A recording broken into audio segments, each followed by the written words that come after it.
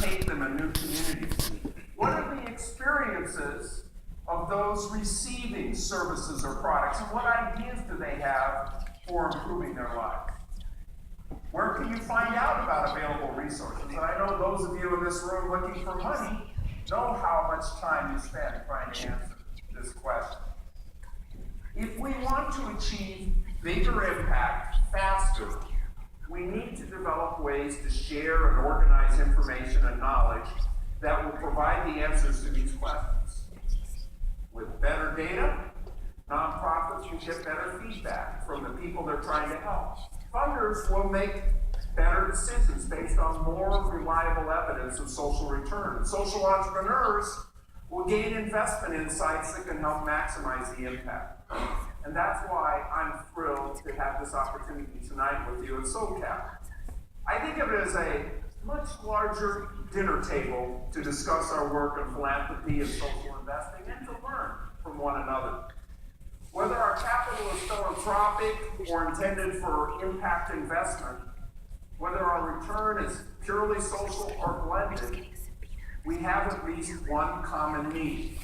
Our work relies on the free flow of quality, accessible data and information.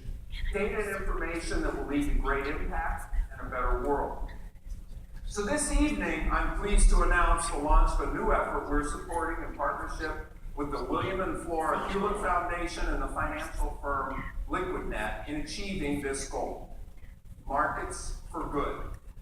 Now, Markets for Good is an effort to improve the quality, quantity, and flow of data and information in the social sector in order to create more social good. So what's our vision? Imagine a social sector where information flows enabling all participants, donors, nonprofits, beneficiaries, to make better decisions, to take better actions, and to achieve better results. Imagine a poor family in San Francisco who needs affordable health care, but experiences long wait times at the local nonprofit, being able to voice its opinion about the problems at the clinic. Imagine that nonprofit health clinic responding to that feedback by investigating ways to reduce wait times by similar clinics in Los Angeles and Atlanta. And imagine that as a result, the clinic reduces its wait times and increases the number of patients it can see by 25%. Imagine a donor learning that the health clinic he supports has improved dramatically the number of patients it's able to serve. And because of this impact, he or she decides to double his donation next year. Imagine this health clinic sharing its experience with other health clinics across the country, so more people in need of affordable health care can receive it. Imagine the impact if we can make this vision a reality. And how will we get there? Well, the path starts with all of you. The technology exists today to collect this kind of data and turn it into actionable knowledge. Mobile, big data, open data. These advancements are changing other industries at a phenomenal pace. And yet, even if we build the best system in the world, it will only be successful if it's valued and used. And that takes capacity, know-how, in changing the way we as individuals and organizations work today. We know that we cannot drive this change alone, and we cannot drive it from the top down. Our goal is to expand and amplify a conversation. At marketsforgood.org, we are hosting a dialogue to explore these issues. Learn what the barriers are. Find out your ideas for getting better, more reliable, and more consistent data. We are building on many great existing efforts, like the Rockefeller Foundation's support of GIN and IRIS, and the Omidgar Network's early support of similar conversations. There are many concrete projects underway, and our goal is to help connect and accelerate them, to catalyze new work, and to identify gaps and close them. And So we're going to invite you to join us next door in the hub for drinks, food, and music. And there are computers where you can check out Markets for Good, see the site, and join our online conversation. Also, if you would like to learn more about this initiative and participate in a real-life conversation, we're holding a workshop tomorrow at 12:15 with the Hewlett Foundation and Liquidnet.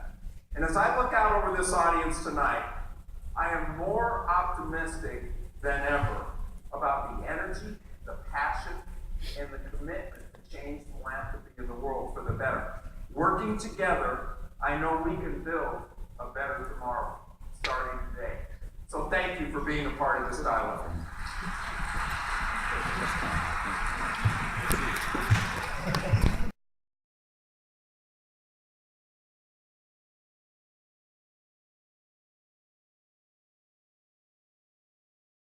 And then we're going to have a highly interactive workshop. So we're going to really engage all of you. And we have some excellent design facilitators who are going to work us through probably an hour-long session to really dig deep and uncover a lot of hidden gems that we think that you all have.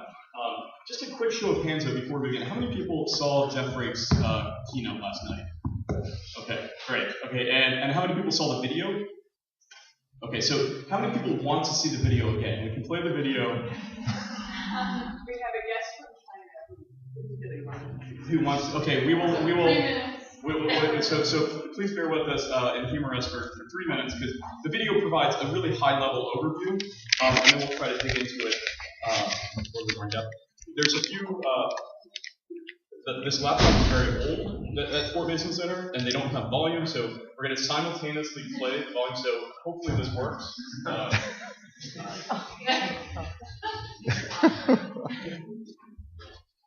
One. Change doesn't happen overnight. It happens bit by bit. It happens when we all work together, when we're all dedicated to improving people's lives and making a difference in our communities and around the world. The hard work of dedicated people comes together in the social sector. Community members, volunteers, nonprofit leaders, social entrepreneurs, and funders of all sizes work together to generate social value.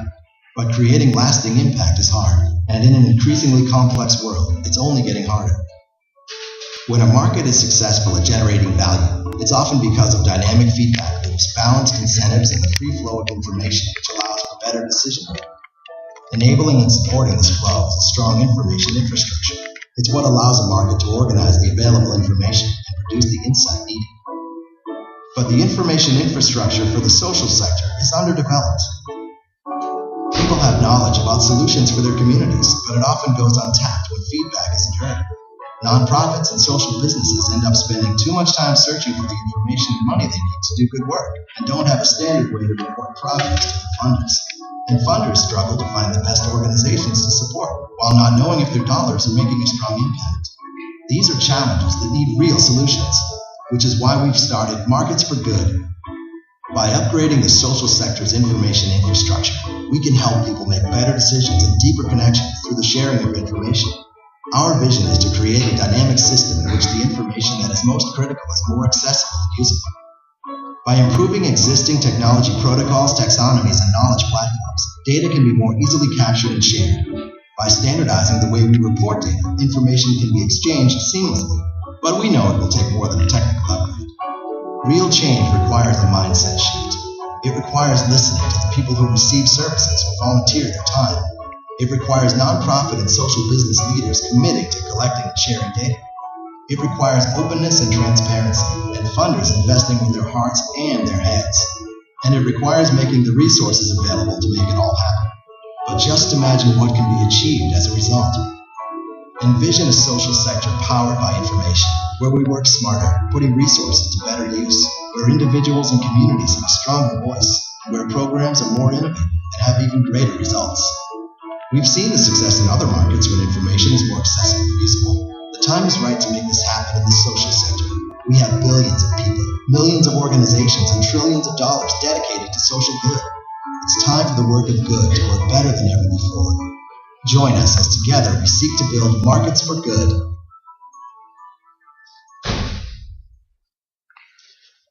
And just that music always gets me. I feel like I'm drinking a Starbucks latte. But we have a few. We encourage you to join the conversation. Marketsforgood.org. If you're tweeting, it's MKTS4good or @marketsforgood, all spelled out. So we encourage you to engage in this conversation. So I'm going to talk a little bit about what we mean by Markets for Good and why we think of Markets for Good as imagining a social sector powered by information. Before we begin, I want to just take another survey. How many people here consider themselves primarily within the philanthropic space? Show of hands. Wow, I think that's great. How many people would consider themselves in the impact investing space? Okay. How many people are work for social enterprise, whether a nonprofit or a social business?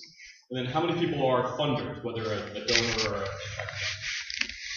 Okay, and then how many intermediaries or consultants? Okay, great. All right, good. That's just good to get a sense of the room. Some people ask, why philanthropy at SOCAP? This is about building social capital markets. And our view is that we're looking at the full spectrum of capital and the full spectrum of enterprises that are trying to achieve social good. And while impact investing and philanthropy have different cultures and different platforms, underlying, they have the same goals in some ways, and also they have the same pain points. And so we want to talk about those pain points a little bit. So again, Markets for Good, it's our vision to upgrade the social sector's information infrastructure. We believe that a better world is possible if we work across all sectors to effectively generate value. So we need to activate the resources and the people between all three main sectors of society. So the private sector, which is really key towards financial value creation, and that's what it's geared towards. The social sector, which is focused on social value creation. And then the public sector that creates that enabling environment for value creation.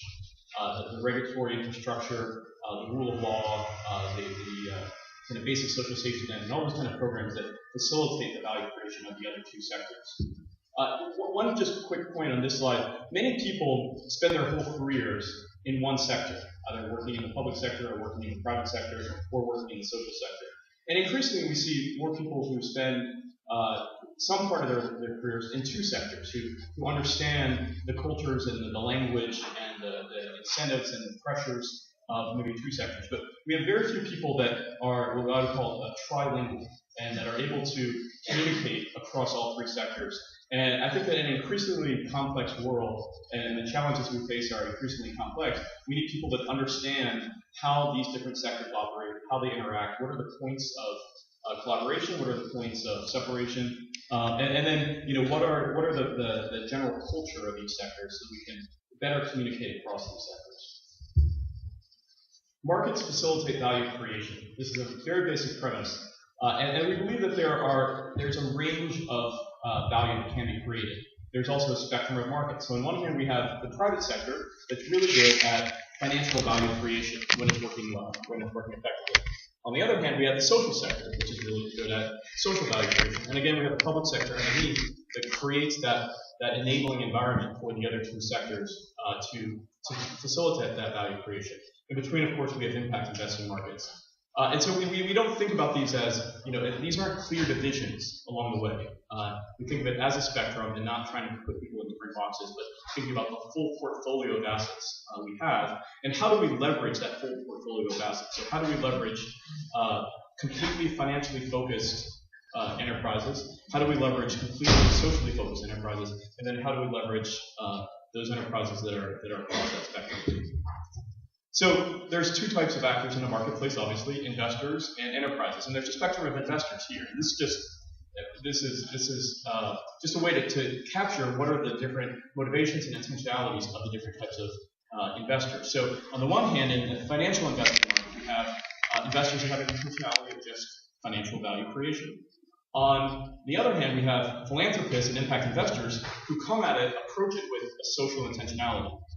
So their orientation on how they approach the space is different. But within those categories, there are a range of investors. So you have perhaps on one hand a financial investor, then maybe a socially responsible investor who does a negative screen, then what we would call a sustainable investor who does not just a negative screen but a positive screen for ESG, And then you get into impact investing. That's beyond just a negative or positive screen. It's something different. It's a different category. And you have two types there. You have the indirect impact investor, who is seeking market rate returns, risk-adjusted returns. And then you have the direct impact investor, who's willing to trade off and seek below market rate returns. And then you move to philanthropists, and you have, on the one hand, you have charitable donors who just seek to give money, and then you have maybe strategic philanthropists who try to think about their portfolio of grants and grant making. And then finally, you have venture philanthropists who are trying to maybe scale up and take their organizations that they're working on to scale and try to help them generate revenue and revenue streams, things like that. But they're still working within the nonprofit framework. So the expected outcomes, though, there's a whole range. So obviously, financial investors are seeking market rate returns with no impact expectation and no regard to impact. An SRI, a socially responsible investor, is looking for market rate returns, but they try to market rate returns that don't shock the conscience, right? That kind of comport to their values. Finally, a sustainable investor is seeking market returns, but returns that are aligned to their values. And then impact investors, of course, have a different orientation, right? Their intentionality is social. So they might receive financial returns, and they might have market rate returns within impact investing, but their intentionality about how they approach the space is social. And of course, philanthropists have a range of expectations as well. Some just want to give to organizations that meet basic compliance. Others are trying to look for those high-performing organizations, those organizations that are positioned for scale. So this is the spectrum of investors. Of course, the marketplace also includes a spectrum of enterprises. So we have two basic frameworks here. We have a for-profit legal structure and a non-profit legal structure. And so you have commercial businesses on one side that, like social businesses, have a for-profit model. And then we have nonprofits that really, it's not talking about whether you're a nonprofit or for-profit. That's really just a question of your tax status. So that's the main difference here. We have a range of types of businesses within the traditional financial investing, different commercial businesses. We have a traditional business that just makes money as best it can within the confines of the law, maybe. Then you have CSR programs and companies who realize that they have multiple stakeholders and they still are trying to make as much money as possible, but they're trying to be somewhat responsive. And then you have this new kind of paradigm, still within commercial businesses, not getting to social businesses yet, but this new paradigm of creating shared value or corporate social engagement, which is more robust than just the CSR program, but it's still not, you're not acting as a social business, you're acting like a commercial business. So that's the range. And then on nonprofits, you have traditional charitable organizations and also enterprising nonprofits that are trying to have new sources of revenue streams and trying to have more dynamism there. So the difference between, we're going to go through the difference between financial investing, impact investing, and philanthropy, and the differences here. The key difference that we see is financial investing has feedback loops. There are feedback mechanisms. So you have three key actors in this space. You have investors, you have commercial businesses, and you have customers. The relationship between the investor and the commercial business, those are the capital markets. Those are investors make investments of debt and equity into commercial enterprises. They're expecting a feedback of a financial return. So there is a feedback loop there, there's a feedback expectation. The commercial businesses provide goods and services to customers, and that's the consumer markets. They expect a feedback. There is a feedback loop there. The customers either buy their goods or purchase their services, or they don't. So that's a dynamic feedback loop. And this works. We are very successful at this financial value creation in this space because of these feedback loops, because of this alignment of incentives, and also because of the free flow of information. Philanthropy, however, lacks these feedback loops. You have here similar actors. You have donors or funders, nonprofits, and beneficiaries. Now, donors give money to nonprofits. They give inputs, not just money, but time and other resources. And that's the kind of capital market, if you will, for philanthropy. And then nonprofits offer a range of interventions, a range of programs and services that serve end beneficiaries. And that's what we would call here the beneficiary market. Now, we know that there is some social value creation in the philanthropic space. That's obvious, right? Everybody intuitively knows that. But we don't have great insight into that social value creation. So there's a question mark there. because we don't have the feedback loops. We really don't listen to, and we have limited mechanisms to capture that feedback of beneficiaries. And we have limited evidence of impact in any kind of standardized ways because nonprofits struggle to report their impact to their funders. And so there's that missing feedback loop. Now, impact investing has the feedback loops of the financial investing because there is an expectation of some financial return. But like philanthropy, it shares that challenge of a missing of a social feedback loop. Now, we think that if we're providing goods and services for the poor, let's say, that if they buy it or they don't, that's a feedback loop. And that's true, and that could be the case. But when we're talking about measuring social impact, we don't have those dynamic feedback loops. So while we can see an impact investing financial value creation, and we intuitively know that there is social value creation, because of this lack of feedback loops, we aren't able to truly to demonstrate and articulate this social value creation. One of our basic theses here for market for good is that capital flows follow information flows. And that if we want the flow of capital working more effectively and more efficiently, if we want more money going to the best enterprises, we need better information. And we need better information that's usable and shareable and accessible. And we see a hierarchy when it comes to this information. We believe that we need to build an information infrastructure to allow raw data to become usable information. So building off this hierarchy, we see raw data. There's all kinds of data out there. There's all kinds of sources of data. But data is meaningless in its raw form, right? So we need an information infrastructure to translate raw data into meaningful information.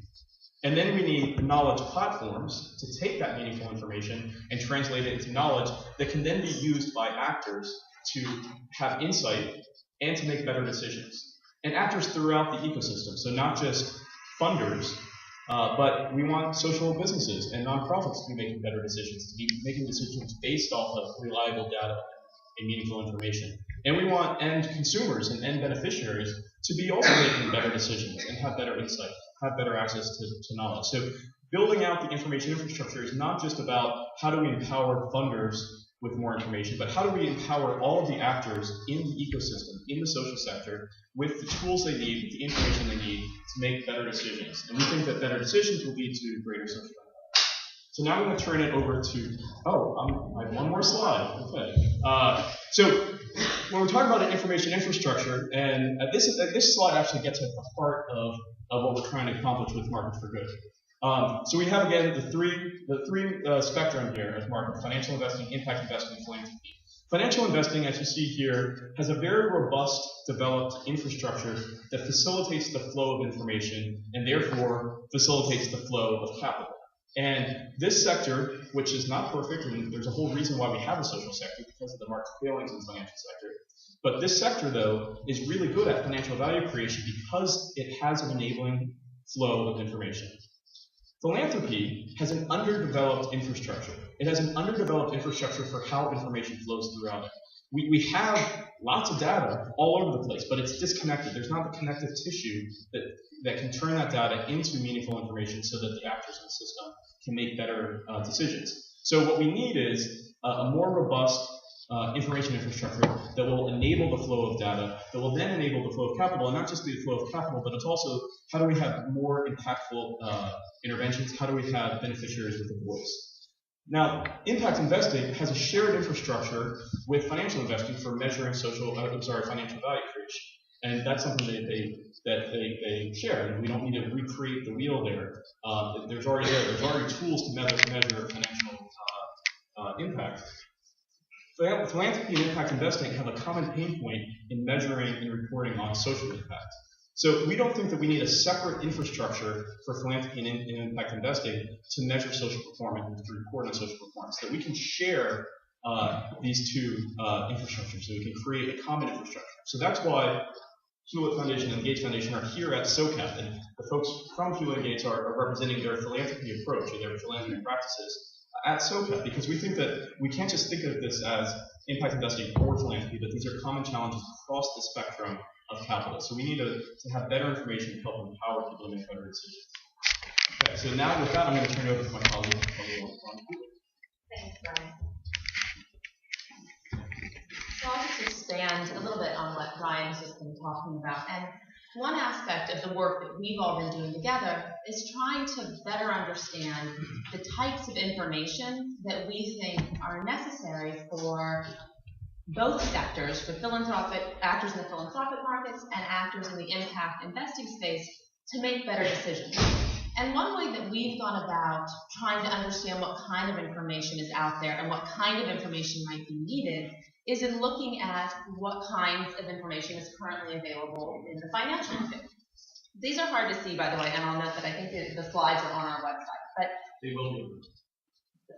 so basically, we started categorizing who are the different information providers in the financial space, and how do those map to the information providers that we're seeing arise in the social and in the philanthropic and impact investing space. So, for example, we have data hubs or data aggregators like days.The and Foundation Center that are starting to better aggregate information that I think is usable in both markets. We have performance analysis organizations like GiveWell and Root Cause. There are ratings agencies like Charity Navigators, all in the philanthropic space. And in the impact investing space, we have IRIS, we have Mixed Market, we have EARS, and organizations like this that are starting to help provide more information. We also have organizations like Great Nonprofits that are essentially the equivalent of a Yelp in the nonprofit space, providing user-generated or beneficiary feedback. We have expert opinions coming in from organizations like Philanthropedia. And then in the impact investing space, we have quality standard organizations like Fairtrade USA and B-Lab. So there are a host of different organizations arising in the philanthropic and the impact investing markets. But as you can see, these are less developed spaces for information compared to the financial markets. Right? There are a number of organizations popping up, but many of them are new, and they're still refining their approaches to understanding social impact. So we think that there's a lot of room for, I think, further refinement of these practices. But our initial scan was really focused on looking at how financial markets have been sharing information and how that might map to, or how we might learn from that space. But as we've reflected, I think, further on the field, we've come to expand our perspective pretty considerably about the kinds of information that we think are necessary for social enterprises, for NGOs, for donors, for investors to all make better decisions. And we've basically come to think of it in terms of 4 different types of information. The first being around social indicators. So data about where the most acute needs are, whether it's geographically or socio-demographically. So take, for example, teen pregnancy, an area that I know actually very little about, but I think you can imagine that in intervening in this area, you really need to have in any area, really good information about where the most acute needs lie. So taking the Bay Area, for example, geographically, is this in Palo Alto and in San Francisco and San Jose? And also demographically, what populations have the most intense pain points here? You can imagine us needing to have more information about what kinds of interventions really work. So social science data, evidence-based data about what kinds of practices are effective. So in the case of teen pregnancy, you can imagine is it some kind of education, birth control distribution, what kinds of interventions have proven in different areas to be effective in solving these problems. You can also imagine that we would need information about the types of organizations, nonprofits and social enterprises, that are trying to address these problems in different populations using different intervention methods, and how effective they are. And that, I think, up until this point has been where a lot of our work has focused, is in understanding these organizations. And then we also think it's really important to have a sense of the resource flows, whether it's philanthropic capital, social investment, impact investing, whether it's volunteers, but really to understand how are these different organizations being supported and where are the larger gaps. And what we found in our research is that a lot of these organizations already exist, as Brian said. I think our most recent findings suggest that there are somewhere between 350 and 400 organizations, at least, trying to provide information in this space. Some of them I talked about in the prior slides, falling mostly around this information about organizations category. But there are something like 85 or 90 organizations at least providing social indicator data, the U.S. Census being probably one of the biggest ones domestically. Around what works and evidence-based data, there are at least 100 to 120 organizations trying to track what kinds of interventions are most effective and trying to aggregate that data.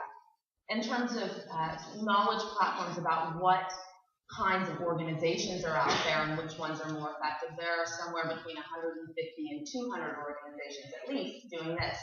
And in terms of resource flows, there are also at least a dozen just in the philanthropic space alone.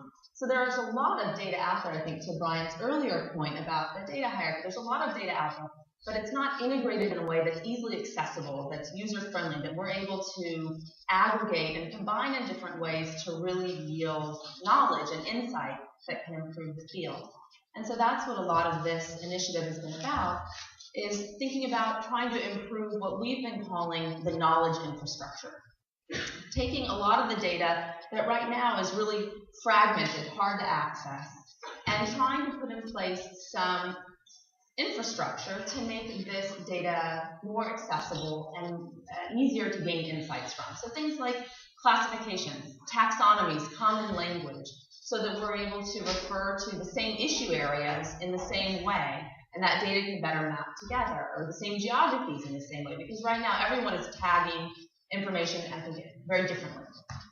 Technical standards, so that data can be more easily reported, reporting protocols, so that it's reported in a more timely fashion, knowledge platforms, so that there are entities out there that are better organizing this data and aggregating this data and making it more accessible, and also governance to ensure that there is, I think, better alignment across the field around how this data is collected and managed and shared. So a lot of our work has really been focusing on thinking about this infrastructure. I think we're excited today to get more insights from all of you about what you really think is needed.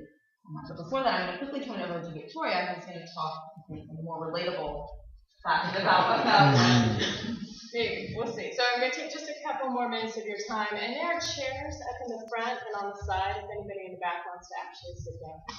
So we've been talking at kind of the 30,000 foot level here, and those of you in the room who know me know that I can really geek out on taxonomies and data and protocols, and I love that stuff.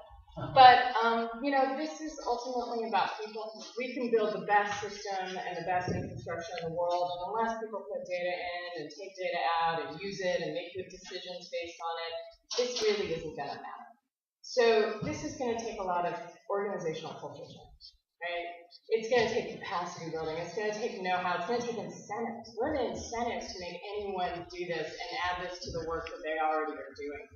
And what's the kind of individual behavior change it's going to take to make this happen? So we have these amazing designers who are going to lead us through. We don't expect you guys to come up with a protocol for the sector today. I wish that could happen. But that's not going to happen. We're going to focus on the people part of this a lot, although anybody wants to throw in any tech stuff absolutely can.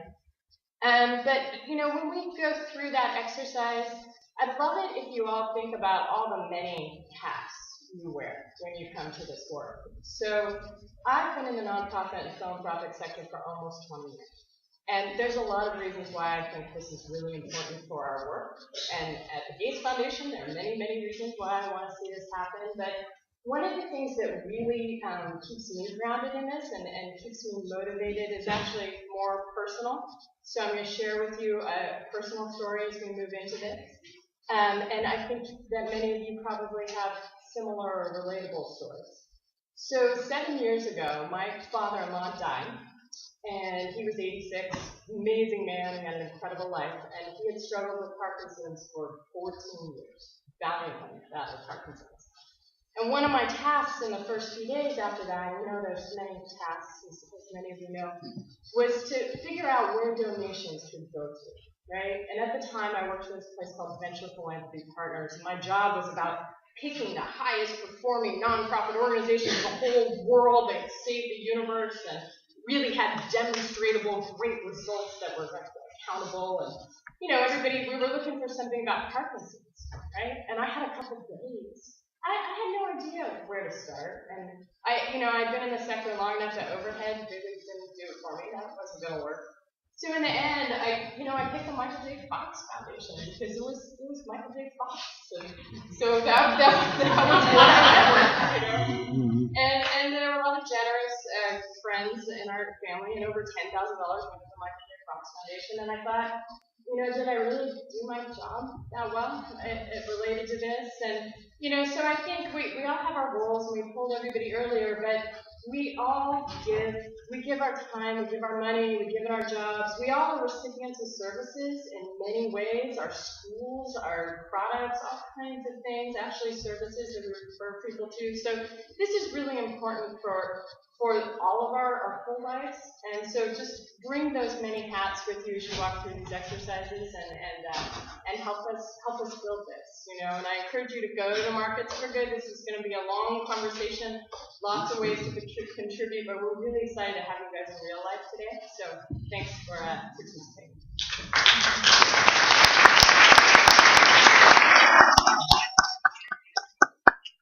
Okay, hi, my name is Julie Kim. I work for an interior design company based out of SOCAP12. We're actually giving our partner for SOCAP this year to be partnering SOCAP once again. So we're going to now, myself and my fabulous three co-facilitators are going to pivot to the more interactive portion of the session. And before I give you a rundown of that, I just wanted to let you know that Brian and Victoria are very keen to get feedback from you, questions, thoughts, suggestions, and so there are a few ways you can do that. You can use the hashtag or the Twitter handle.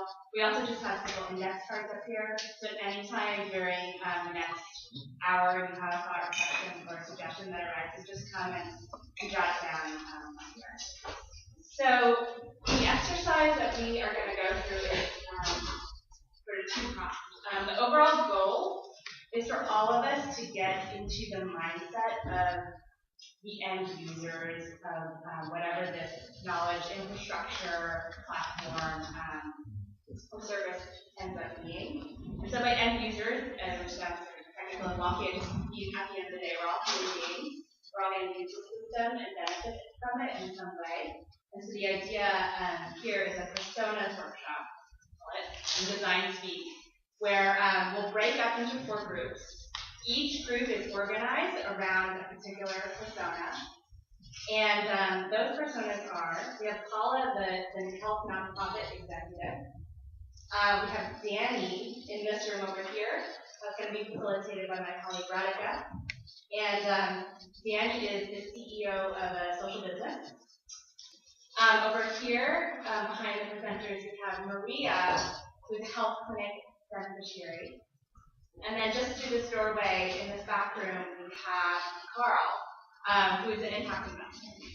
And so, you can either choose a persona group because you feel like there's a lot that you can contribute to that group because you fit squarely into it, or you can choose a persona group because you think it would be interesting and possibly fun to put yourself in the mindset of a different kind of user and beneficiary.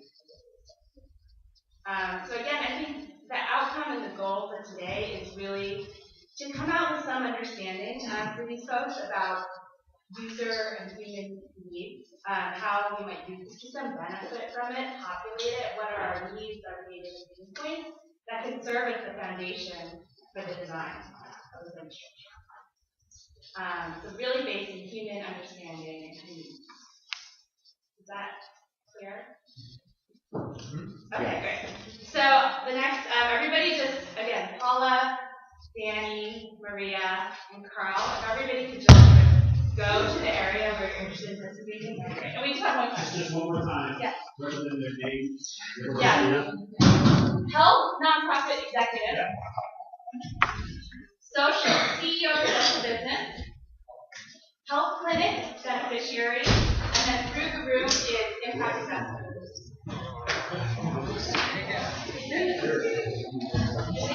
Who are you going to be? I don't know, a lot of pressure. Do you want to be an impact investor?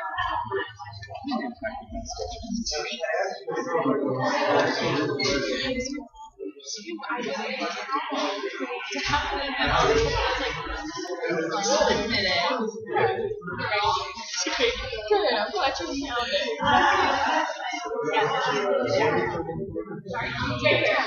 Yeah.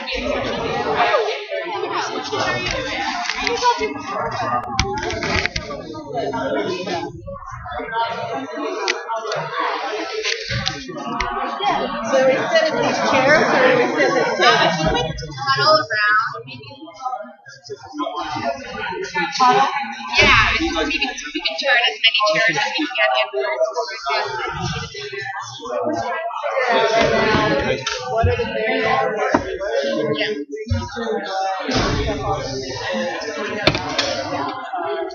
Ultimately, it's going to be all of If you're going to participate in this group, if you could just turn your chair around.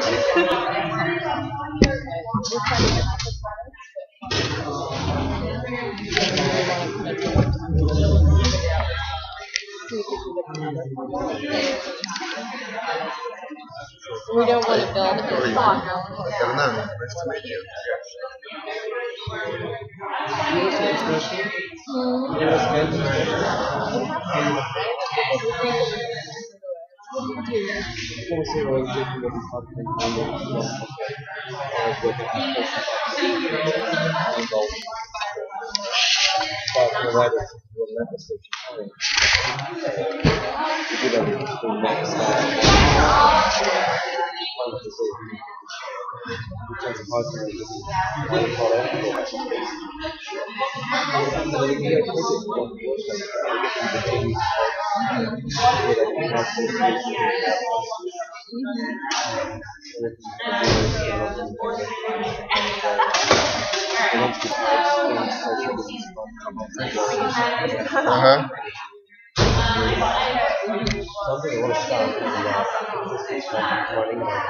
I know. Yeah, but we'd love to get you to share that. Or if you have any time to join a group, or even to send me an email. Part of the site where it's a group blog.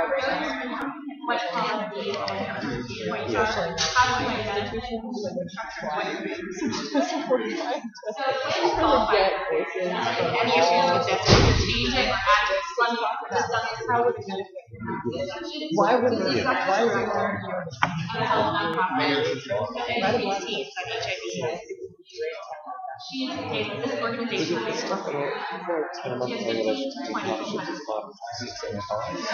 hundreds of volunteers. Thousands of them. For annual budget, 1.5 million. Huh? No. That might be off. Her funding comes from grant events, what I'm saying. I want to do it to participate in the session. Yeah, so give me one, I'm going to work on it. I can be so happy. It's lovely.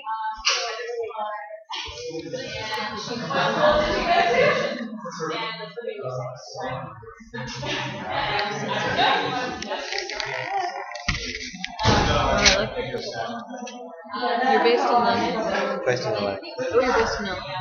Australia. Staying where it's warm. Yeah. So I'm in DC. To capture all But you this. can find me with it.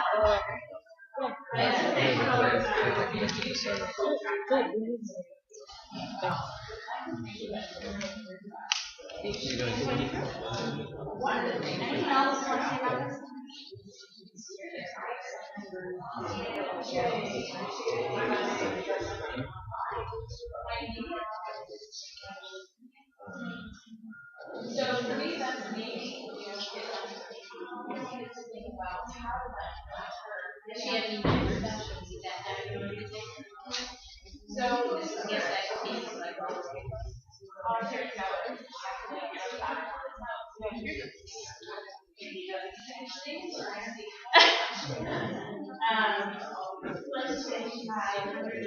members.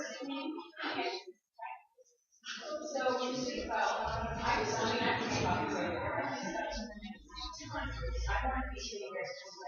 okay, we can add more. But if I think of anything else, you want to say about colleges, right? Okay, so this is a college program. And now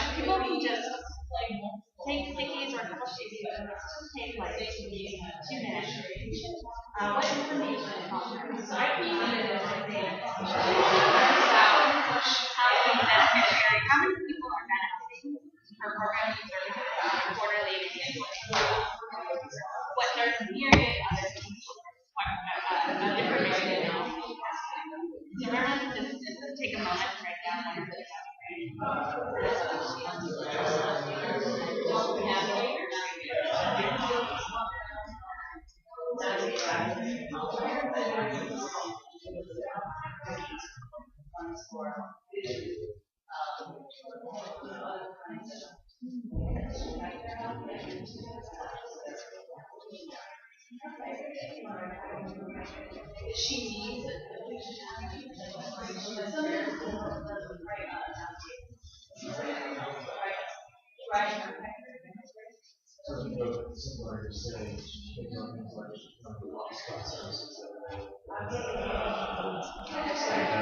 also something to consider is if you want to be our group spokesperson at the end. Except the sponsors. Okay, possible funders and their funding cycle.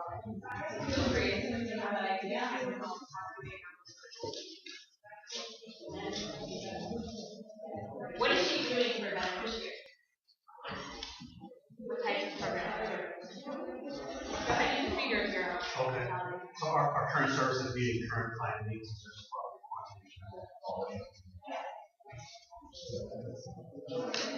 behavioral change regarding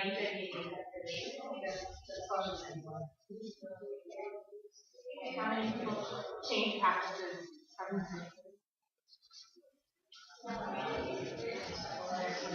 So you want that. Shar says what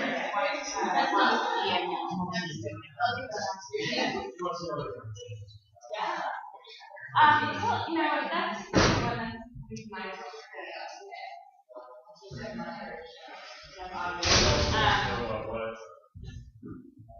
oh, right. The budget and philanthropic income of other organizations.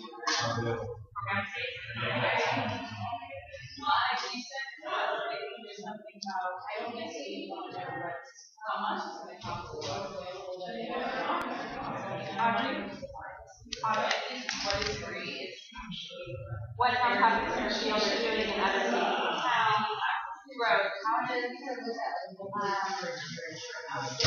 she serve for beneficiaries and increase her budget?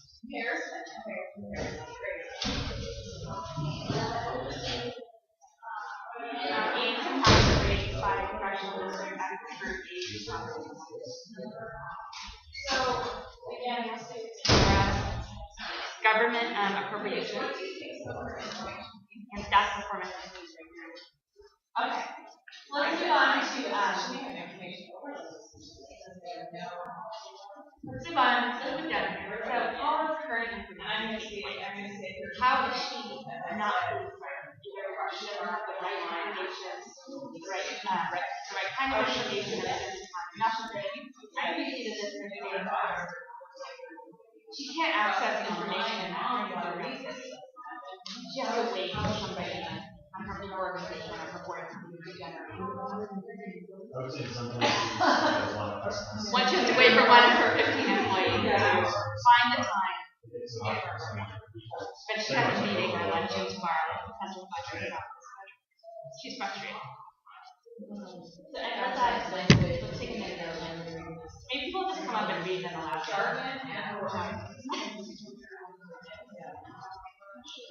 Something hard right now.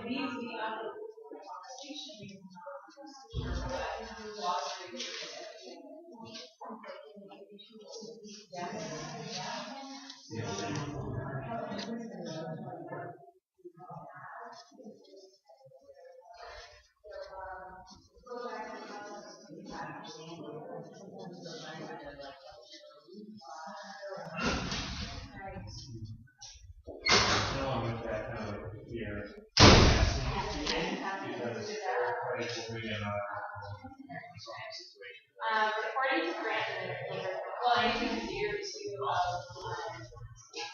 what the implications of where is most of her funding going?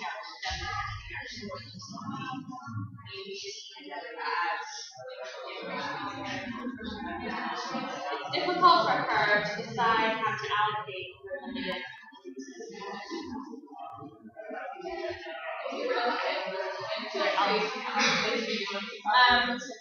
Yeah, that's part of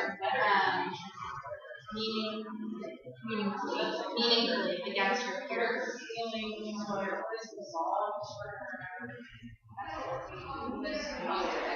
She has to report in 25 different online systems, which her system is not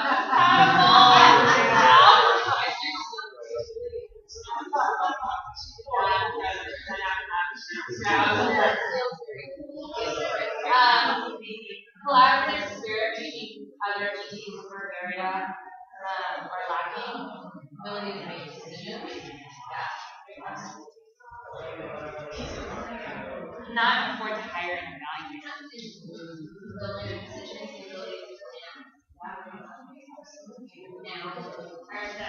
It's difficult to plan for program growth in this unknown landscape.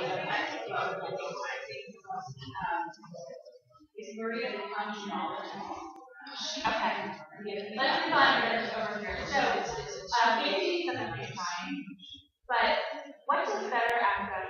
What is more access better information? How does she better?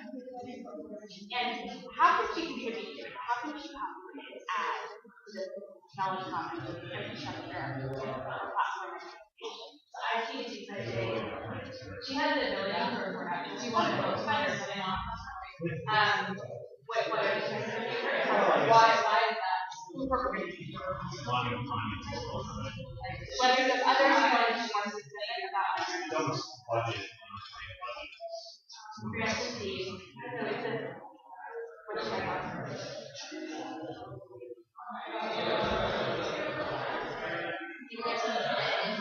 More efficiency, less efficiency.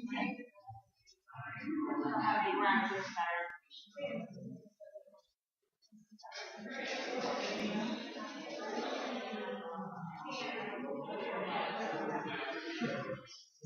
So if we move into this project, what information does Maria have? This information enables strategic planning. And I've said, her programming funding on tiers that are creating or her neighborhood or how long is it? She can evaluate her employees. Of course, it could be things like, in a way, it's a reality to things that she knows. Ability to drive strategic growth and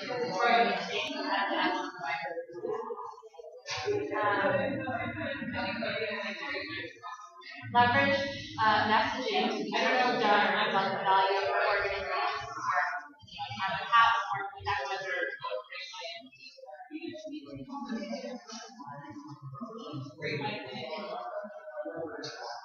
concise reports from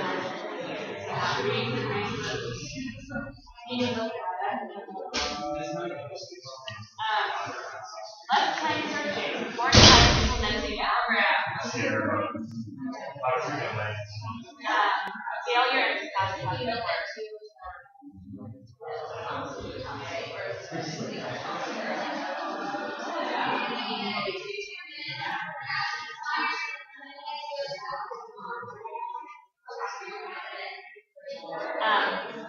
Knowledge to change programs.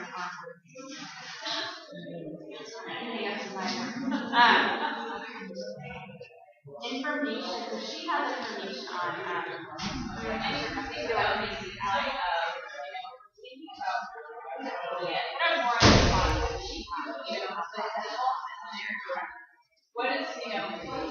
what is Maria about her? To make better experience, give that data, the ability to harvest learning to make better decisions.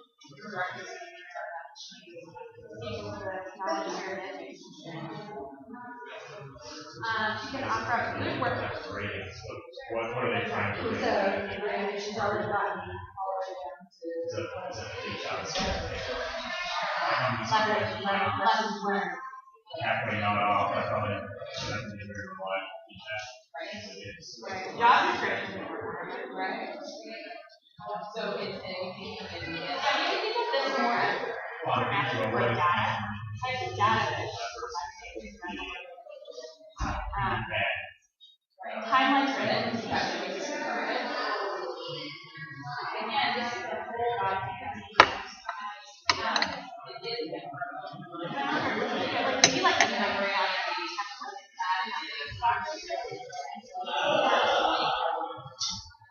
Data or words curious.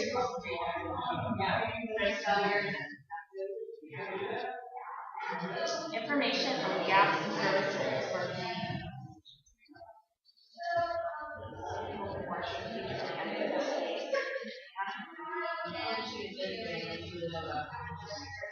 research and news.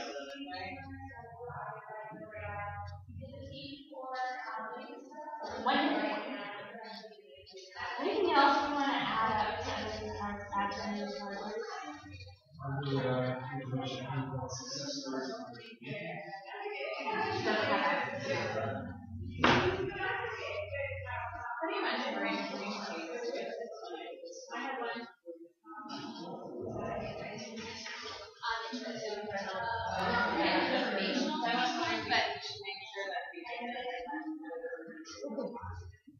Dr. handwriting style. Low staff morale. Coordination. Right. So okay. Let's move to the second half. Anybody done here done a journey mapping exercise? Oh, you have. But probably. Different process mapping. You might have thought of like an engagement funnel or technical literature,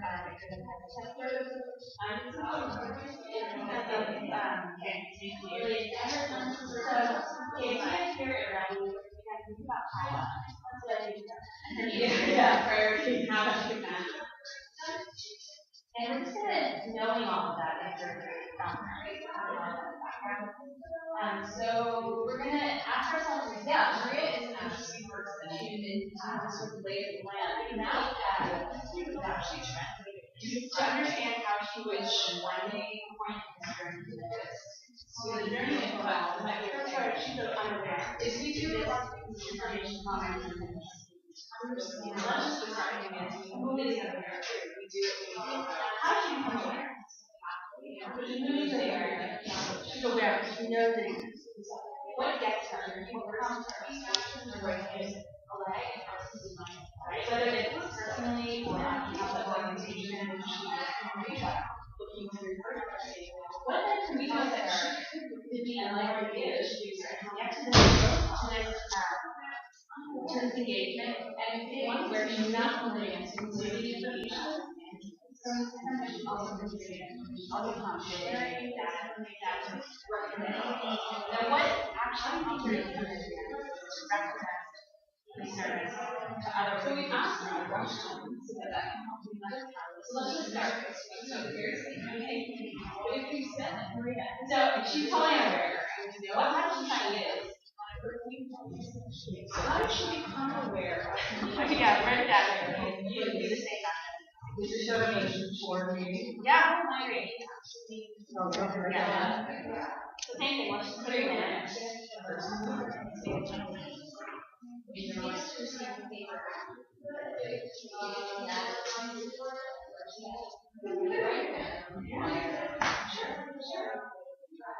So just wire me out.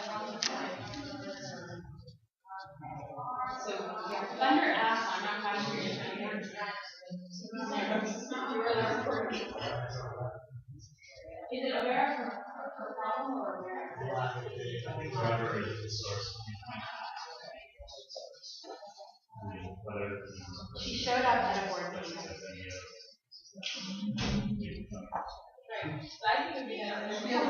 Yeah, I know.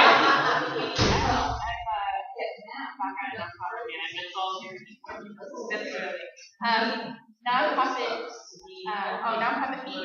So they're like Trying to call call that. that. It could be governmental, it could be NGO, it could be. Followed by law, we become aware. Where we're rating, rating that.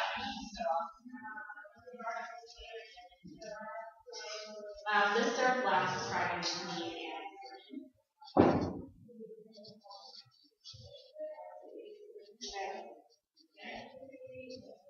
She can't tell she is the effect. I'm just going to add the word here, equip.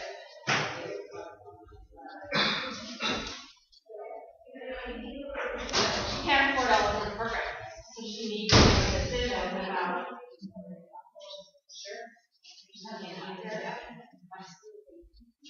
Okay, so she's aware of this problem. She's maybe even aware. Okay, so what then prompts her to begin using this? Is it a recommendation from the member? Right? Is it it's a really compelling media? Is it a partnership model where maybe she well, and maybe it's again access where there's even maybe make up certain incentives or actions, whether sort of external to her that comes to her. Also like the high, but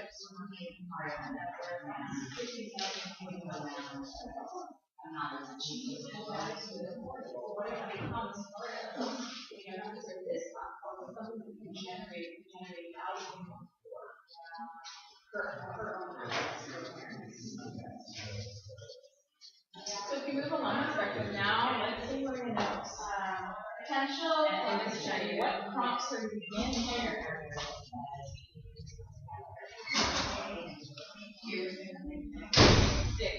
Yeah. Provider. Do you have any ideas? It's a simple free tool that will take no pressure, but it's marketed to her. Free access to that. The access point. Yeah. I mean, I could take tips from other sectors, right? She actually has time to do it. So, she's running her workout. Like, what if she's going to find time? She joined a membership association who are using it. She's feeling better and seeing work. Right. Okay. She needs to actually talk about it. She's sharing that with. She's a savvy, you can type it down. Yeah. Super volunteer. Yeah. Grandma's great. Grandma's helpful. That's awesome. There's immediate direct contact. She knows that. You need your word of mouth or marketing. So now we should make a priority. Maria, we're how to figure out how we should share it. So what we talk to her now or help her now to be a contributor for this, not just a consumer. All right, so moving on from work experience, we're applying two engagement. So again, she's taking the information available, she's also contributing. What would that look like? What could help her get to become that two-base contributor? Oh, okay.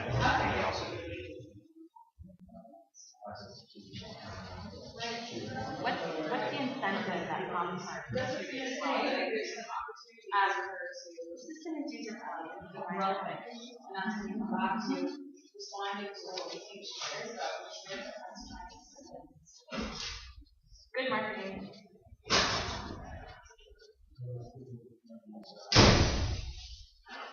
Anybody has any ideas around it? What would this have? I think it's innovation. Say again. Yeah, absolutely. I think about, maybe she does work.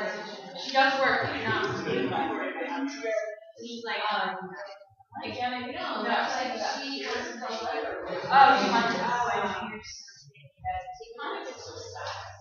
To be the knowledge in a way, wouldn't it? So it's so that's mine.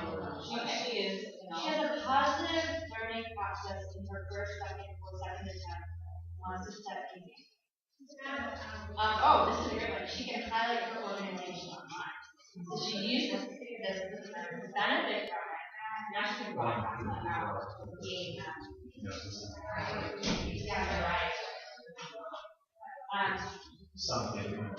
The system can generate reports that are useful.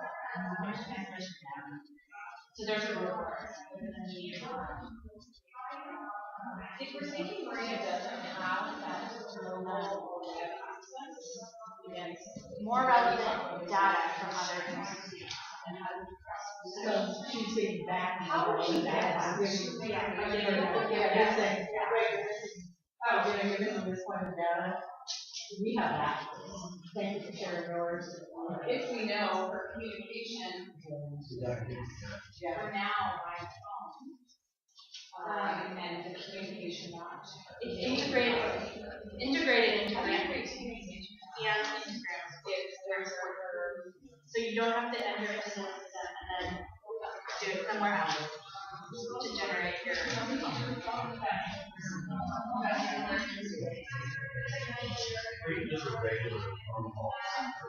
She benefits so much from learning that she decides how others.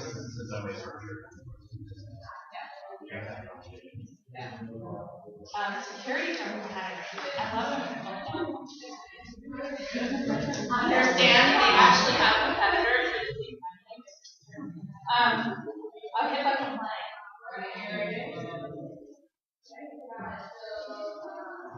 I'm going to imagine papers.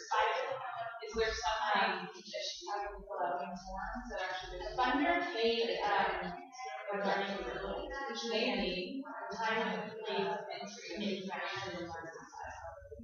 So what can help plan? So I would say adding other qualifying questions to the information that they send. She gets info for each, so she can carry the drive that but pressing into that a little bit farther in her any of the work that she does. And preferably on site. Participating in sharing. Yeah. So when she's sharing how she structures the data out there, she gets to see how they're structuring the data so that you can create similar data points that understand trends across the sector as opposed to just your own personal information. Or, just the timing. Yeah. Built into the sharing. Yeah. Doing so provides her seal of approval by okay. Last one. So how does she then, she has engaged, right? How does she, but then, okay, the stage of it now, she's just recommending, what motivates Maria to recommend that others, like her, contribute to these information? Now we're learning about it, now we're more at least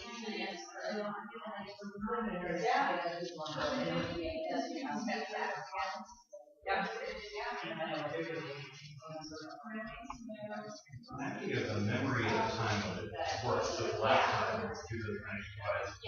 Maybe the second time she needs something for her feedback. Right. And that's going to she has more time. It actually matters. Yeah. How would you frame that in a on a little bit of It's the experience of leadership. Doesn't need to be a wrong. See,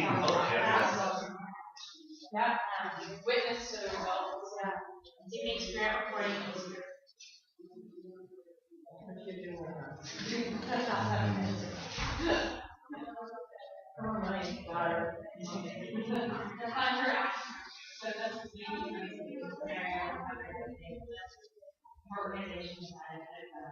I do wonder if you're going back to which is like more around the so I'm curious to know if you make any differentiation to what kind of incentive will come. What kind of incentive at this point is it change? An evaluator, To an evaluator. Would there be something You think it's going to be needed at the front end or engineer in the first round? I'm there.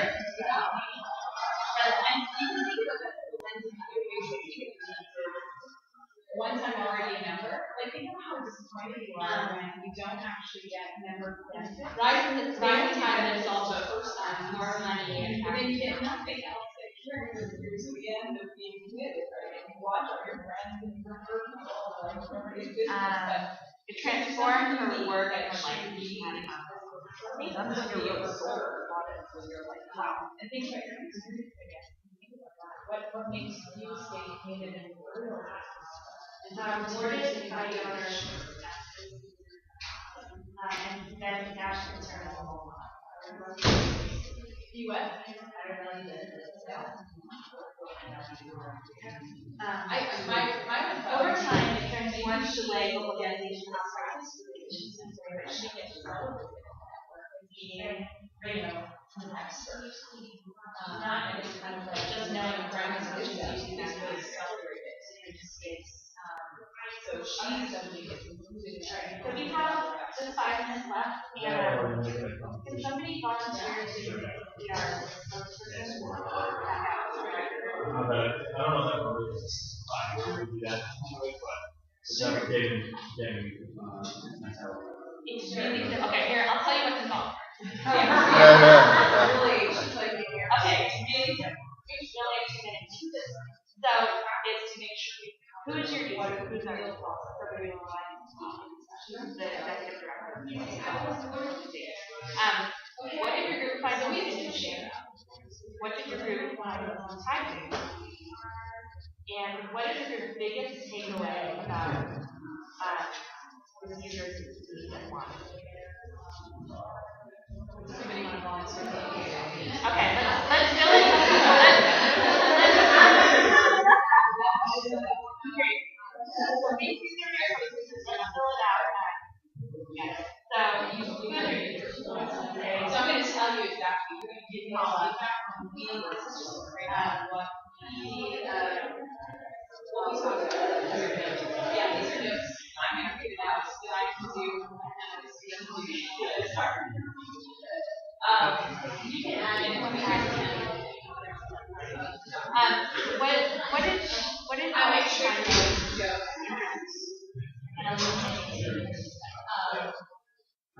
So who big these people are, who they're what do you find most interesting about this? Or about money actually added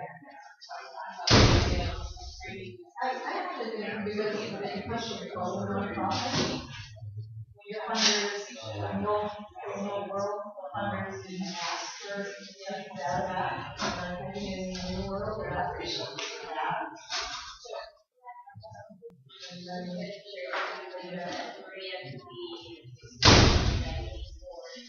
Does anybody want to offer up something that stands for the group as the most surprising outcome or learning from this exercise? Yes. A lot of times, just one person, I thought we'd get like, you know, every word we have 5 years, so we're like,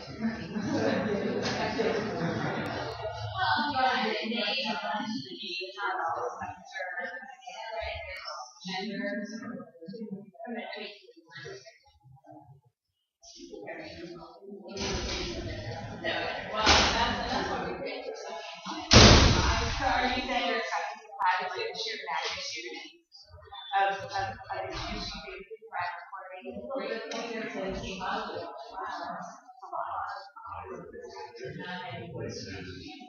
What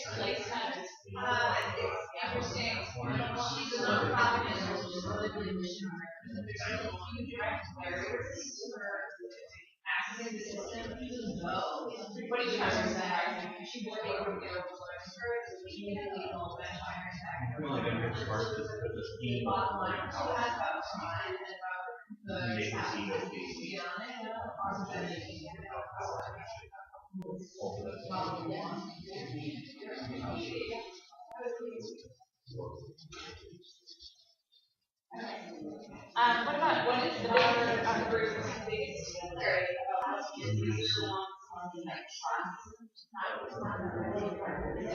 bigger group? Who's going to make that first move to make everyone talk to each other and start sharing information and not being afraid that the limited amount of money might not be there. If you have all agreed, this is the one biggest takeaway that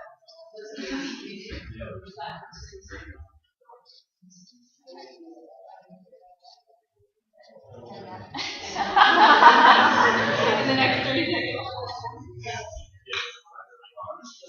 Okay, cool. And then I think we're just going to do a total of 4 minutes. So thanks for coming along for this ride.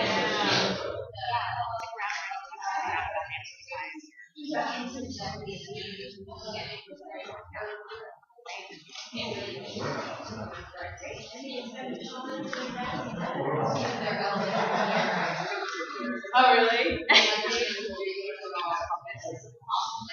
You know, I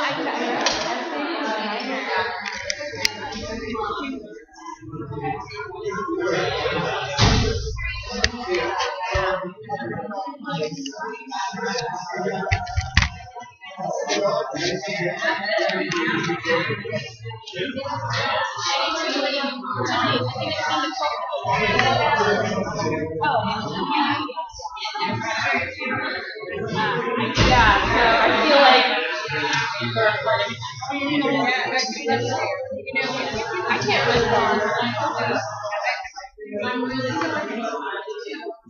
I literally rushed. Terrible. I don't know what Okay, everyone, we're just going to come back together and do a share out for 10 minutes. And just get some, a few bullet points from each group on what they learned about their user. Okay, who wants to go first? Okay.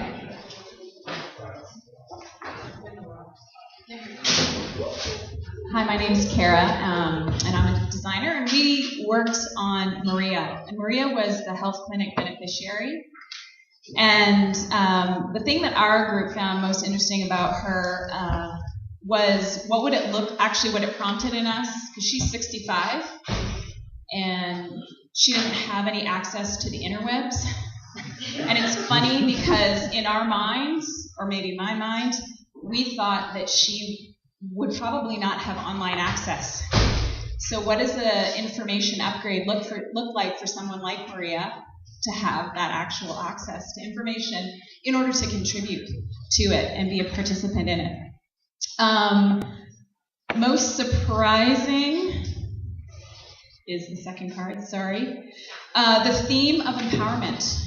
How somebody who can often be overlooked and seen perhaps weak in the system actually could have an opportunity to contribute quite a bit because of her significant pain points. And lastly, our biggest takeaway was that we need to make it easy. It needs to be really easy. And that incentives are a possible way to get Maria engaged, and we need to figure out why the incentives matter to her and what those incentives might actually be. But lastly, it was the unspoken, seemingly less significant things like giving Maria recognition and status. We imagined her getting on this network and being tagged as an expert in type 2 diabetes for someone over the age of 65 and contributing to a real change in clinic activity and clinic money and all the things and the systems that play into this. So that's our Maria.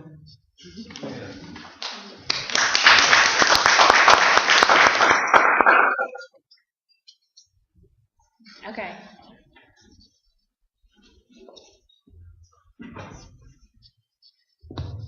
Hi, our user was Paula. She's a nonprofit health executive, and I can relate to that because I'm a nonprofit health executive. But my name isn't Paula, it's Winksy. She's based in LA. It's about a $1.5 million budget for her organization. She's luckily has 15 employees with that budget. So what we found most interesting was the burden, the incredible burden placed on that we felt that the funders had in their role in this process, and we think that's mostly driven by the fact that funders are now really demanding for that data. What we found most surprising was that lack of information really drives a lot of problems that we have, and that access to information, to good information, really solves a lot of problems. But at the same time, even though we know that, we're not able to get there, mostly because we're limited in capacity, and a lot of barriers to that. Our biggest takeaway was that this whole system is based on trust. So we can't, as a nonprofit, for example, operate in isolation. We have to trust each other in order to share information, know that that information is being used for good and isn't going to threaten your own organization, which, even though we're in this space and we're supposed to trust each other, I can say from experience that I feel the threat of competition all the time for donor dollars, for people in the same space. So how do you create that trust? Mm-hmm.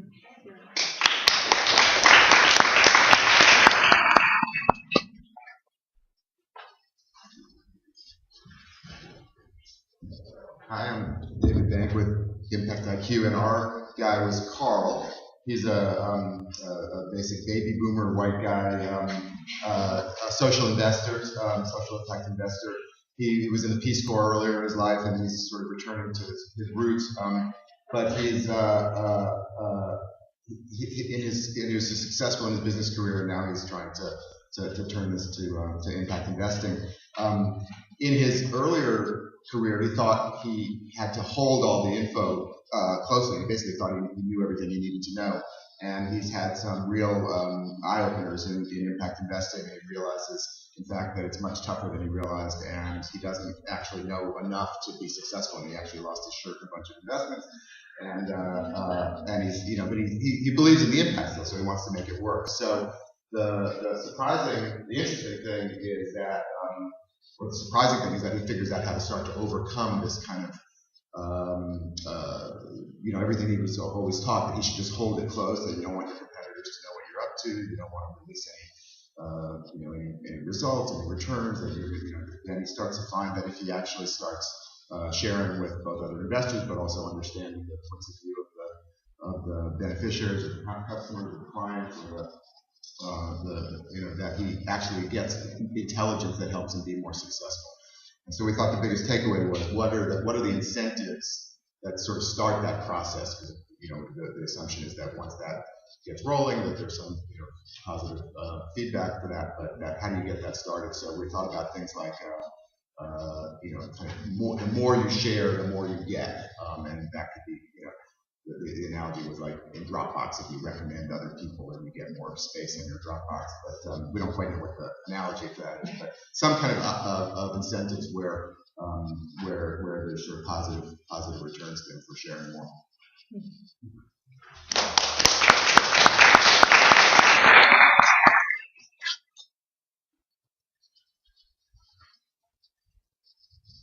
Hi everyone. We focused on Danny, who is the CEO of a social enterprise business. And what our group found most interesting was that really the needs of a social enterprise, social business are very similar to a for-profit business with respect to access to information, of course capital, building a support network, the competitive landscape, and building partnerships. What we found most surprising was our immediate assumption of transparency, a willingness toward transparency early in the process. Comparing that to what we found most interesting in the sense that we jumped to the conclusion that a social business will be more willing to share things earlier on in the process in the public space versus being more stealth with their secret sauce, for example. And then group's biggest takeaway was that there is, again, there's so many, as an entrepreneur of a social business, there's so many expectations of the next platform that you've got to apply to and create your profile and things of that nature. And I would imagine on the impact investor side, there are also expectations of submitting and creating your profile. So bi-directionally, the creation of a resource needs to be efficient and effective on both sides.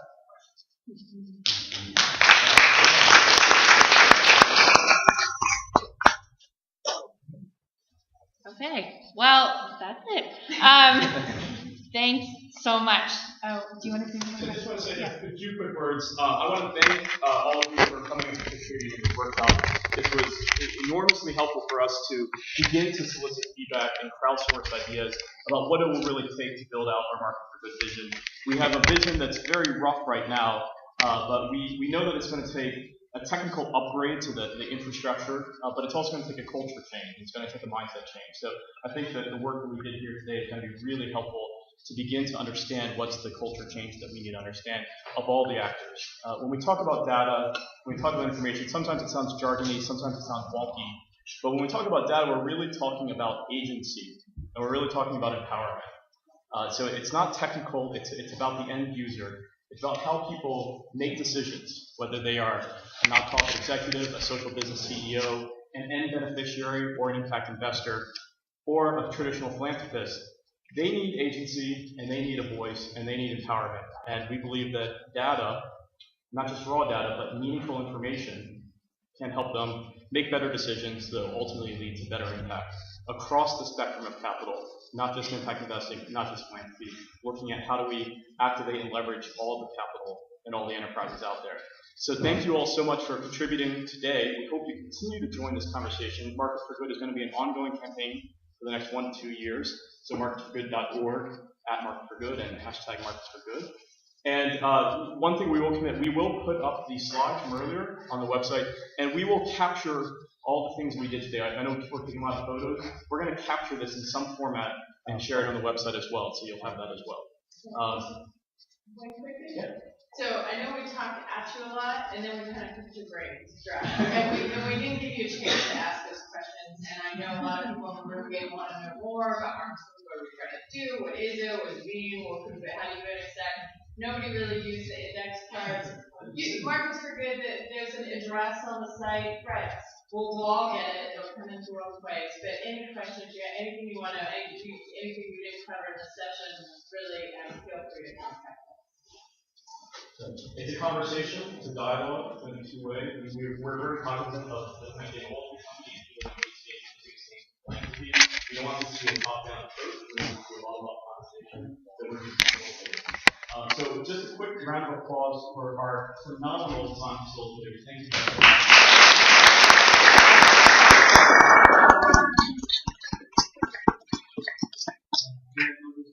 Victoria, thank you all for coming, and I won't speak anymore, so you guys can get to lunch.